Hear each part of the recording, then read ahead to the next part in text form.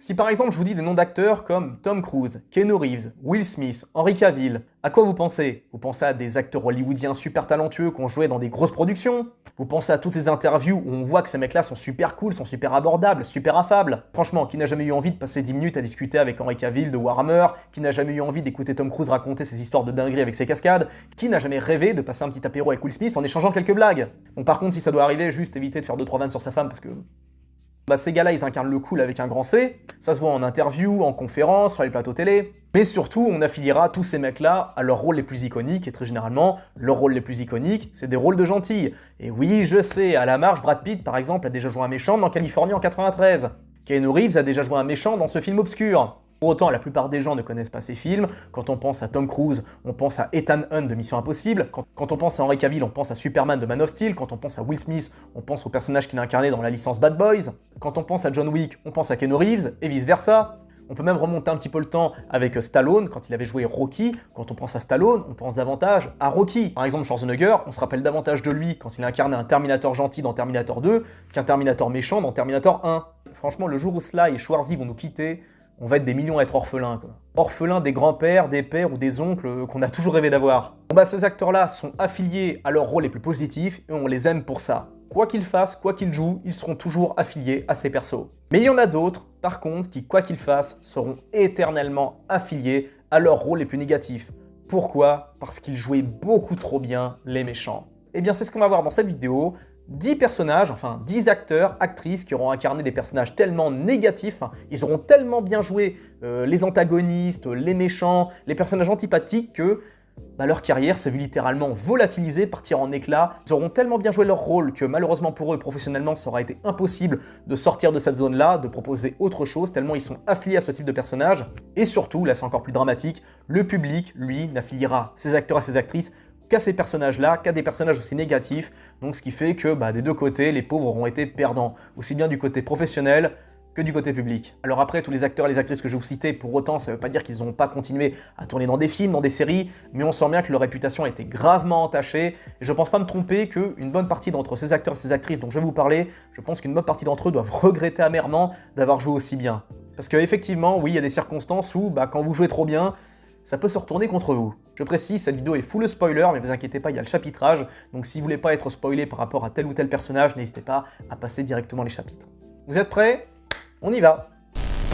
En numéro 10, on va démarrer avec un acteur que les jeunes générations ne connaissent pas trop. Moi, je connais bien, parce que naturellement, c'est ma génération, les années 90, et puis ceux d'avant ma génération doivent connaître davantage. On va parler d'un acteur qui a tourné dans un film très populaire dans les années 90, début 90. Ce film, c'est Ghost, de Robert Zemeckis, un film avec feu Patrick Swayze et Demi Moore. Eh bien, sachez qu'il y a un acteur qui s'est fait détester pour son rôle tellement il jouait trop bien, un acteur qui pourtant avait la gueule parfaite pour être un jeune premier Hollywood qui était parti pour devenir la nouvelle vedette de sa génération. C'était celui qui était, pour moi, c'est celui qui avait tout le potentiel, tout ce qu'il fallait pour cartonner dans absolument tout ce qu'il aurait pu toucher. Malheureusement, son rôle dans Ghost a littéralement flingué. Cet acteur, c'est Tony Goldwyn. Tony Goldwyn incarne Carl, le meilleur ami de Patrick Swayze dans Ghost, et autant le dire, c'est vraiment le genre de meilleur pote dont on se passerait. Du film, c'est l'histoire d'un couple, Patrick Swayze et Demi Moore, qui font leur life. Patrick Swayze, il travaille à Wall Street avec son meilleur pote, Carl, qui est joué par Tony Goldwyn. Tous les trois sont promis à un avenir brillant. Le problème, c'est que Carl est un peu trop attiré par l'argent et il fomente un complot pour faire assassiner son meilleur pote afin de toucher de l'argent. Et le truc, c'est que déjà on est déçu de voir que le personnage de Tony Goldwyn est un traître, étant donné qu'il fait buter le pauvre Patrick Swayze, mais en plus on s'aperçoit que vraiment c'est un type qui est sans foi ni loi, donc il est derrière le meurtre de son meilleur ami pour toucher de l'argent, mais en plus à côté de ça il essaye de gérer sa meuf, la meuf qui a perdu son pote, et c'est justement ce rôle-là qui a marqué au fer rouge Tony Goldwyn auprès d'Hollywood, parce que malheureusement il a tellement bien joué le rôle du meilleur pote traître et assassin que on a eu du mal à l'affilier à autre chose. Et ce qui était compliqué pour lui, c'était que de par sa belle gueule, ça crée une sorte d'ambivalence, une certaine forme de gêne du côté des spectateurs. Parce que s'il avait encore une sale gueule, une tête de méchant, une tête antipathique, burinée et tout, on aurait pu se dire, bon allez, au pire, ce mec-là, on l'affilie éternellement à des rôles de méchants, de temps en temps il peut avoir des fulgurances, venir dans des rôles de gentils, c'est surprenant, mais il peut toujours se créer une carrière en rebondissant sur des rôles de second couteau, de méchants. On a vu ça tout au long de l'histoire d'Hollywood et du cinéma, ça a toujours existé, mais le truc c'est que Tony Goldwyn avait trop une belle gueule pour ce type de rôle, et ça a choqué les spectateurs, et surtout les spectatrices. C'est compliqué de faire confiance à un personnage comme ça, parce que avec sa gueule d'ange, on s'aperçoit qu'il peut vous poignarder dans le dos, vous trahir, etc. Alors bien sûr, On a conscience que c'est un film, c'est de la fiction, mais c'est les biais cognitifs, c'est les hommes, c'est comme ça. Par exemple, tous les personnages que je vous ai cités en début de vidéo, tous les acteurs, on les affilie naturellement à des mecs sympathiques, parce qu'on les a vus super sympas en interview, on les voit super sympas dans leurs films, mais ça se trouve en privé, c'est peut-être de grosses ordures, et peut-être que tous les personnages qui jouent des psychopathes qu'on voit dans les films, tous les personnages que je vais vous citer au fur et à mesure de cette vidéo, ça se trouve en privé, c'est des mecs absolument géniaux et fantastiques. Naturellement, je grossis le trait, mais vous m'avez compris, c'est les biais cognitifs, c'est humain, c'est comme ça. Et le pauvre Tony Goldwyn, bah, il était dans la force de l'âge, jeune, beau gosse, parfait pour rouler sur Hollywood, mais malheureusement, de par ce rôle-là, bah, il s'est vu quelque part fermer des tas de portes, et on l'a vu après que dans des seconds rôles, dans des petites productions. La dernière grosse production où je l'ai vu, enfin, une grosse production, le dernier grand film où je l'ai vu avoir un rôle de premier plan, c'était dans le remake de La Dernière Maison sur la Gauche, où il joue un rôle de père de famille, et bah, c'est dommage pour Tony Goldwyn, parce que vraiment, il avait le potentiel pour être un des grands d'Hollywood dans les années 90 et début 2000, et malheureusement, bah, il a tellement bien joué l'ordure, il a tellement bien joué le méchant que le public l'a affilié naturellement au personnage de Carl. En numéro 9, alors là c'est encore plus vieux mais ça parlera davantage aux cinéphiles et aux jeunes qui s'initient au cinéma, Malcolm McDowell qui s'est fait connaître et pulvériser pour son rôle d'Alex dans Orange Mécanique. À l'époque il a 28 ans, c'est son premier grand rôle et il a tellement bien joué son rôle que bah, après ça on a eu du mal à l'affilier à autre chose. Aussi bien du côté public que du côté professionnel. Dans une interview, il avait raconté qu'une fois, il avait rencontré le mec qui jouait Dansons sous la pluie, vous savez, la scène I'm singing in the rain, le mec là qui danse avec son parapluie là, et il avait rencontré à un brunch juste après la sortie d'Orange Mécanique, et en gros, son attaché de presse l'avait présenté donc à ce personnage-là, à cet acteur, et Malcolm McDowell arrive, bonjour, bah, jeune acteur anglais, je débute, je suis parmi les grands, tout ça, enfin il s'apprêtait à avoir un moment cordial avec cette grosse pointure d'Hollywood de l'époque, et il n'y a pas de chance, Gene Kelly l'a regardé de haut, l'a toisé, puis s'est barré en mode non mais c'est bon, ce mec-là il a joué des psychopathes, je veux pas qu'il m'approche, au niveau de la réputation ça se fait pas, etc. Donc dur pour Malcolm McDowell, ça a été pour lui un gros signe comme quoi il allait être cramé dans l'industrie, et effectivement au cours de sa carrière on s'est aperçu qu'il a joué que des seconds rôles, que dans des petits rôles, et je vous préviens il a joué dans des films vraiment mineurs, hein. Par exemple, saviez-vous, il a repris le rôle de Zaipius, le magicien, le mage des Visiteurs, pour la version Les Visiteurs en Amérique. On l'a vu également jouer dans cette sympathique série B réalisée par Neil Marshall, Doomsday, mais globalement sa carrière s'est vue freinée justement de par son rôle, un rôle aussi extrême, et bah, on l'a affilié naturellement au rôle d'Alex, ça a été compliqué pour lui de retrouver des premiers rôles, des rôles de jeunes premiers. On a voulu le cantonner à ce type de rôle, il a voulu s'élever comme il pouvait. Un bon acteur, malheureusement, victime justement de son talent. En numéro 8, Edward Norton. Alors Edward Norton, la plupart d'entre vous le considèrent comme un excellent acteur, et c'est le cas. C'est un excellent acteur, trop bon acteur en fait, et qui a enchaîné justement dans des projets dans lesquels il n'aurait pas dû en l'espace de 2-3 ans. En effet, il aura commencé à se faire connaître dans Peur Primale, où il joue un psychopathe en tôle, qui a vraiment un air vicieux, calculateur. La plupart des gens l'ont affilié à ce rôle-là juste après ce film. D'après des interviews, pas mal de gens l'auront embrouillé justement par rapport à ce rôle dans Primal Fear. Et après, dans quoi il a enchaîné ? Dans un rôle de néo-nazi dans American History X, et dans le rôle d'un fou, d'un schizophrène dans Fight Club. Donc des rôles où il était affilié à l'extrême ou au borderline. Et malgré le nombre de films dans lesquels il aura joué, Edward Norton est éternellement affilié à Peur Primale, American History X et Fight Club. Et ça lui a ouvert des portes, oui, mais ça lui en a fermé quand même pas mal. Ajoutez à ça son comportement, d'après ce que j'ai pu lire dans certaines interviews, d'après certains collègues, enfin sur quelques infos confitées, a priori son comportement serait similaire à celui qu'on a vu dans Birdman, à savoir quelqu'un d'assez relou. Donc je pense que ça non plus, ça n'a pas dû aider au niveau de des rapports avec ses collègues. Alors après, il s'en est bien sorti, mais il n'a pas non plus eu des rôles de dingue, de jeunes premiers, d'acteurs vraiment fantastiques comme d'autres. Il a une carrière, oui, mais le gros de ses rôles sont affiliés à des rôles de méchants, quoi. Peur Primale, American History X, c'est son personnage de narrateur dans Fight Club, c'est pas un méchant ok, mais c'est pas non plus un acteur auquel on a envie vraiment de trop ressembler, quoi. En numéro 7, Tom Wilson. Ça vous dit quelque chose, Tom Wilson? Non. Par contre, si je vous dis Biff Tannen, là tout de suite ça percute. Tom Wilson s'est vu connaître par ses rôles successifs de Biff Tannen au cours de la saga Retour vers le futur. Ça l'a fait exploser, ça l'a fait connaître, et ça l'a fait détester également. Car d'après les interviews que j'ai pu lire de lui, ça a été un vrai chemin de croix concernant sa carrière Hollywood, parce qu'on lui aura proposé que des rôles dans ce genre-là. Des rôles de quarterback, vénère, des rôles de harceleur, de méchant, dans des comédies, dans des drames. Bref, il a eu beaucoup de mal à sortir de cette zone-là, s'émanciper du personnage de Biff Tannen. Alors c'est ce qui l'a fait connaître, oui, mais c'est le genre de rôle qui est vraiment à double tranchant. Alors oui, Biff Tannen, c'est un personnage antagoniste, mais qui est un antagoniste plutôt sympathique, surtout dans la version française, qui est vraiment excellente, de top qualité. Et quand on a cette gueule et ce CV, c'est compliqué d'être affilié à autre chose. Ça a été compliqué pour Biff Tannen, enfin pardon, Tom Wilson, pour s'émanciper de son personnage de Retour vers le futur. C'est un personnage qui l'a fait connaître et qui en même temps lui a fait fermer énormément de portes, qui lui a causé pas mal de problèmes au niveau professionnel. En tout cas, on le kiffe, mais c'est vrai que... chaud quoi. En numéro 6, Brie Larson, qui est connue principalement pour son rôle de Captain Marvel. Alors Brie Larson, elle aura réussi l'exploit de se rendre antipathique sur les tournages, sur les plateaux, parce que j'ai lu pas mal d'interviews et on voit bien le langage corporel de certains acteurs quand ils sont avec elle en interview. A priori, Brie Larson était du genre arrogant, très au-dessus de tout le monde, se croire supérieure, etc. A priori, c'était assez compliqué de jouer avec elle et on s'aperçoit que tout au long de sa carrière, elle avait eu des rôles, enfin ses rôles les plus iconiques sont assez proches de ce qui ressort en interview, à savoir une femme féministe forte et indépendante. C'est l'image vraiment qu'elle dégage, mais c'est pas la meilleure image, quoi. C'est vraiment le... Ouais, quand je l'ai vu dans Captain Marvel, quand je l'ai vu dans tous ces films, même dans Kong, difficile de la trouver attachante, quoi. C'est pas Bryce Dallas Howard, quoi. Et même si elle a joué un personnage de super-héros iconique, elle n'a certainement pas réussi à avoir le même niveau de sympathie que par exemple Henry Cavill avec son personnage de Superman. Et on peut dire que quoi qu'elle fasse, malheureusement pour elle, Brie Larson sera éternellement affiliée à son personnage de Captain Marvel et à la réputation qu'il y a tout autour. Une réputation qui est plutôt mise en sourdine, mais quand on voit ce personnage, quand on la voit en interview, elle n'inspire pas spécialement une grande sympathie. C'est principalement ça qui lui cause du tort, parce que quand on sonde, les gens s'aperçoivent que le personnage de Captain Marvel, même si la plupart des gens ont été voir les films où elle jouait dedans, c'est pas le personnage qui est le plus coté en termes de popularité. Parce que même si elle jouait super bien, la super gentille, elle jouait aussi bien à la super casse. En numéro 5, Lena Headey, qui a eu beaucoup de problèmes après son rôle dans Game of Thrones, où elle a incarné la princesse Cersei.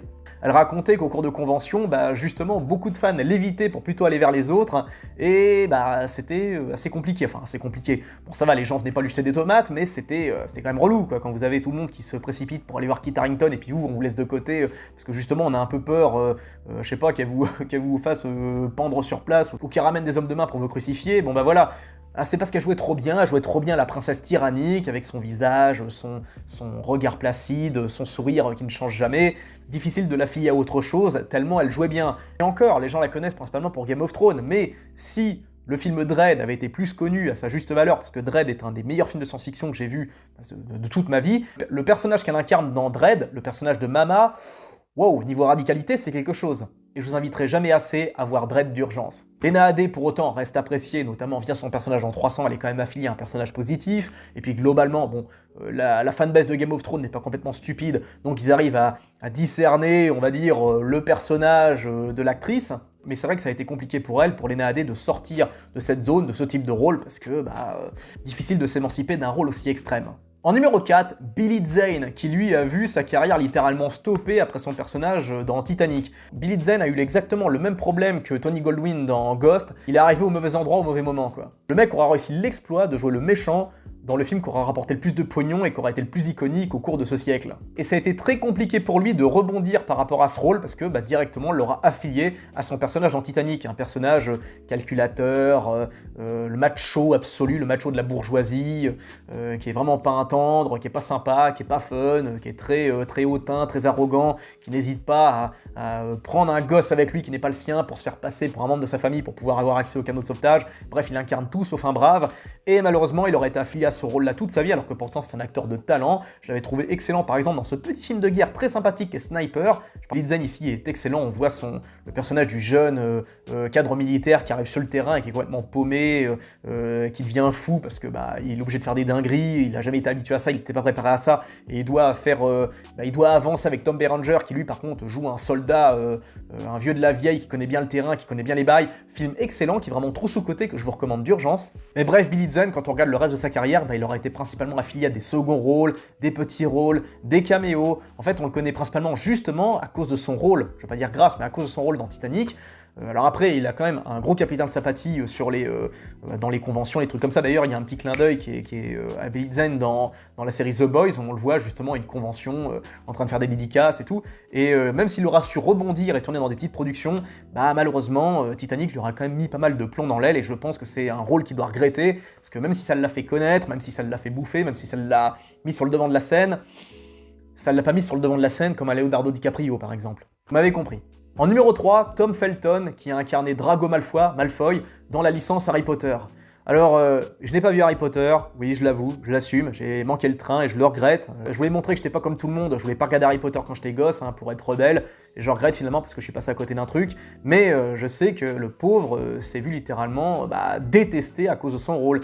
Et c'est vrai, quand vous êtes affilié à un rôle pareil, surtout au niveau d'un public qui est très jeune, vous êtes affilié éternellement à un méchant, à un mec vicieux, parce que bon, je connais quand même un petit peu les bails, hein, je connais quand même un petit peu l'histoire, hein, vous inquiétez pas, et on s'aperçoit qu'au cours de sa carrière, Tom Felton n'a pas pu vraiment exploser. Je pense qu'il aurait pu avoir une carrière un petit peu à la Aaron Paul, il avait un peu, il a à peu près la même gueule, il aurait pu avoir ce type de rôle, je pense que ça aurait été mieux pour lui justement qu'il a dans des rôles comme ça. Pareil, le personnage d'Aaron Paul dans Breaking Bad est assez extrême, mais mine de rien, c'est quand même... Vaut mieux avoir l'héritage de Jesse Pinkman que de Drago Malfoy, parce que vous êtes affilié éternellement là à un public d'enfants. Et ça vous poursuit toute la vie, quoi. C'est-à-dire que tous les gamins qui ont grandi avec un antagoniste comme Malfoy, dès qu'ils voient la tronche de Tom Felton, il sera directement affilié aux gamins vraiment qu'on peut pas blairer, qui vous balance, qui vous pourrit la vie dans la cour de l'école. Le pire, c'est qu'il aura insisté là-dedans, notamment via son rôle dans La Planète des Singes de 2011, où là il incarne un gardien de zoo vicieux et agressif qui prend son plaisir à martyriser les singes.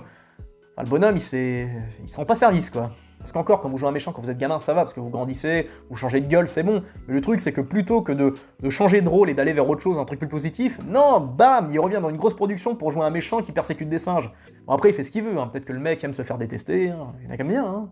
En numéro 2, Anna Gunn, qui jouait trop bien Skyler White dans Breaking Bad. Notez d'ailleurs la grosse ressemblance entre Anna Gunn et Woody Harrelson. Enfin, on sait pas plutôt si c'est Woody Harrelson qui ressemble à Anna Gunn ou... Vous mettez une perruque et un peu de maquillage à Woody Harrelson, vous avez Anna Gunn, quoi. Alors, question pour ceux qui veulent commenter la vidéo. Le personnage de Skyler White, méchant ou gentil? Ou plutôt, faux méchant, vrai gentil? Ou plutôt, faux gentil ou vrai méchant? Je vous laisse déterminer. Moi, personnellement, j'ai beaucoup de mal à me décider, parce que c'est vrai que Breaking Bad, c'est une série quand même qui demande un certain niveau, je veux dire, dans le sens où c'est une série qui est quand même assez profonde, qui est intelligente. Enfin bon, je vais pas rentrer dans les détails, je vais pas rentrer dans le sujet, vous connaissez tous Breaking Bad pour la plupart d'entre vous, mais en tout cas, son personnage, enfin, Anna Gunn a subi pas mal de problèmes parce que elle était directement affiliée à son rôle, le rôle d'une femme qui ne veut pas comprendre son mari, qui fait tout pour le baiser, qui fait tout pour lui pourrir sa carrière de dealer, hein, je rappelle, hein, parce que Walter White, il s'engage dans une voie qui n'est pas spécialement honorable. Je précise que, c'est pour ça que je mets du crédit au personnage de Skyler White, comme quoi elle n'était pas si méchante, c'est que Walter White, pour rappel, a eu la possibilité de soigner son cancer via l'aide financière de son ex-meilleur pote. Il lui proposait de lui payer son traitement. Sauf que non, par ego, il a dit non, et il a plutôt décidé de s'orienter vers le trafic et vers la meth pour pouvoir financer son opération, vivre sa vie de thug, etc. Et donc c'est pour ça que j'ai du mal à affilier le personnage de Skyler White à un rôle de méchant. Mais ça, bon, du côté de la fange la plus stupide du public de Breaking Bad, parce qu'il y en a quand même une partie, eh bien, une bonne partie d'entre eux ont menacé de mort Anna Gunn pour son rôle. Des mecs lui ont écrit du courrier et des mails pour l'insulter, pour la menacer de mort, quoi. Ça a été loin, quoi. Ça s'est retrouvé avec des gardes du corps, des gens pour la protéger, parce que il aurait pu se passer une dinguerie. Il aurait pu y avoir un taré qui débarque comme ça sur un plateau pour la suriner, pour lui cracher dessus, lui faire une dinguerie. C'est fou, hein, la nature humaine, comment elle fonctionne, quoi. S'il y a des gens, ils n'arrivent pas à discerner la réalité de la fiction, quoi. Et en tout cas, Anna Gunn a souffert de par ce rôle. Donc elle s'est fait détester par une grosse partie du public, hein, aussi bien du côté du public intelligent qui a compris la série que du public stupide qui n'a pas compris la série. Et en même temps, elle s'est fait plus ou moins blacklister après par la suite parce qu'elle jouait trop bien. Vous voulez changer votre carrière quand vous avez eu un rôle aussi, je vais pas dire aussi extrême, mais aussi marqué. Parce que là, on parle de Breaking Bad. On parle pas d'une petite série obscure qui a fait 2 saisons et demie et qui a été vue par 200 000 personnes. Là, on parle d'une série mondialement connue. Et le truc, c'est que quand on voit Anna Gunn, on voit principalement Skyler White. Pour le meilleur et pour le pire, il ne fait aucun doute que ça a dû pas mal calmer sa carrière, parce que quand vous êtes affilié à un personnage pareil, enfin du moins quand vous êtes affilié à une aura pareille, c'est compliqué. Et enfin, en number 1, Jack Gleeson, qui a incarné le prince Joffrey dans Game of Thrones.